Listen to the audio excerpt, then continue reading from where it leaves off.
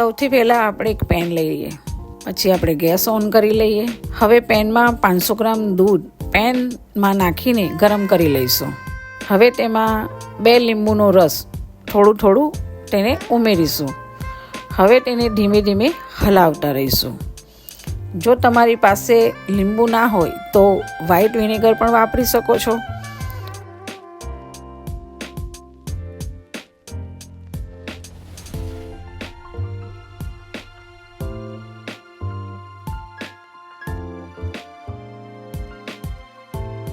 હવે દૂધ આપણું સરસ ફાટી ગયું છે.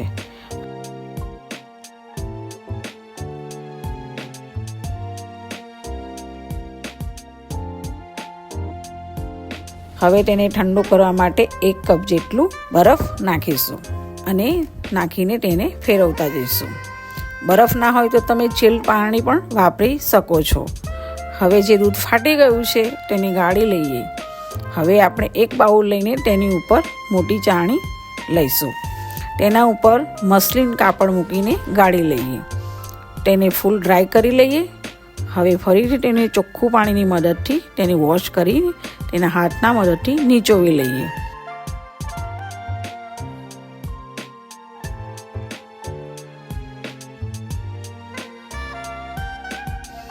હવે આપણું પનીર રેડી થઈ ગયું છે. હવે તેને હાથના મદદથી 5 થી 6 વખત મસળી લઈએ. જેમ જેમ પનીર મસળીશું તેનું પનીર સોફ્ટ થતું જશે.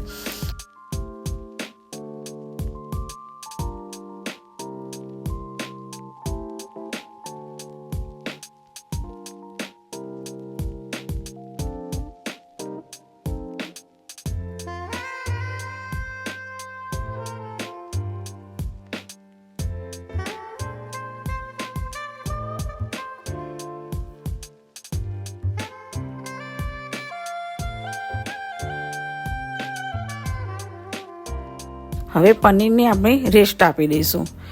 10-15 મિનિટ સુધી રેસ્ટ આપી દઈએ તો સારું રહેશે. હવે 15 મિનિટ જેવું થઈ ગયું છે. હવે તેને પનીરને રોલ કરીને તેના નાના ગોળાકાર જેવા પેંડાના આકારના બનાવી લઈશું.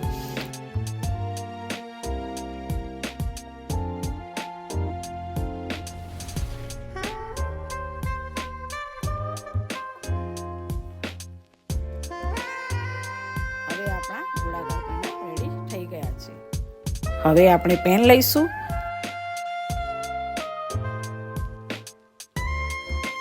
તેમાં 2 કપ જેટલું પાણી નાખીશું અને તેમાં 1 વાટકી ખાંડ નાખીશું. હવે આપણે તેને ધીમે ધીમે હલાવતા જઈશું.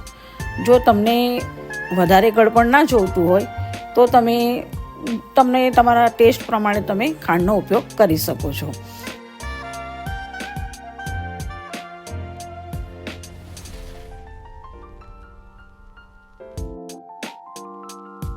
હવે આપણી ચાસણી રેડી થઈ ગઈ છે. હવે તેમાં આપણે જે પેંડા બનાવ્યા હતા તેને એક એક કરીને નાખતા જઈશું.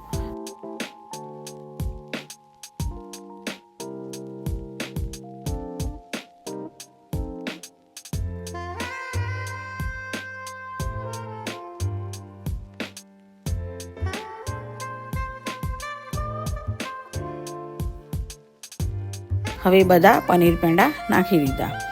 પછી તેને ઢાંકી દઈશું. થોડી વાર રેસ્ટ આપી દઈશું. હવે આપણા પનીર પેંડા સરસ રેડી થઈ ગયા છે. કેટલા સરસ ફૂલી ગયા છે જે તમે જોઈ શકો છો. હવે મોટા બાઉલમાં આપણે તેને કાઢી લઈએ. એક કરીને તેને મેંગો પ્યુરી સાથે નાખીશું.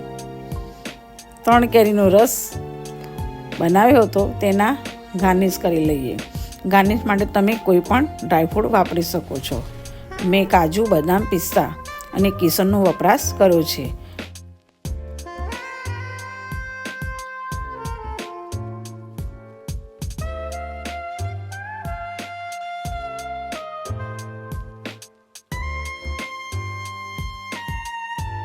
હવે આપણે મેંગો રસમલાઈ રેડી થઈ ગઈ છે. જો મારી રેસીપી તમને ગમી હોય તો લાઈક કરો, શેર કરો અને સબસ્ક્રાઈબ કરો.